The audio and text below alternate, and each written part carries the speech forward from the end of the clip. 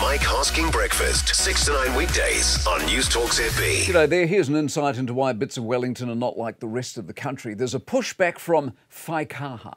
Who are Whaikaha? Well, they are the Ministry for Disabled People. Under the new government, names were to be restored to English. You might remember that. Why? Because very few people, of course, speak Maori, and as such, most of us had no clue as to what a lot of these renamed groupings did or who they once were.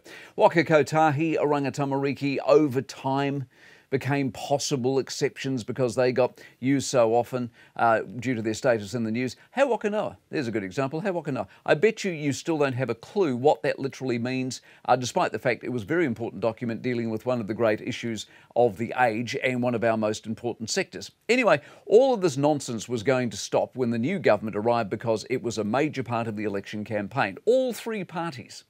Another sign that despite the initial angst, by the way, they actually have quite a bit in common. All three parties agreed that this obsession with Maori language needed to end, except a couple of things. Well, one of them was it didn't happen. They dragged the chain. Sort of like councils are still insisting on mass lowering of speed limits until the actual law is passed.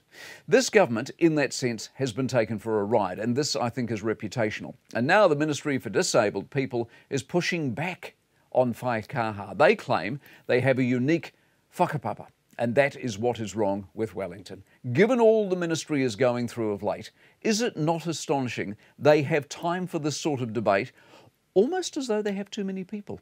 A ministry's job, the public services job, is to work for the government of the day. The government of the day are very clear on this particular matter. What is it about the public service that makes them think that they are there to tell us what's right and how we're wrong?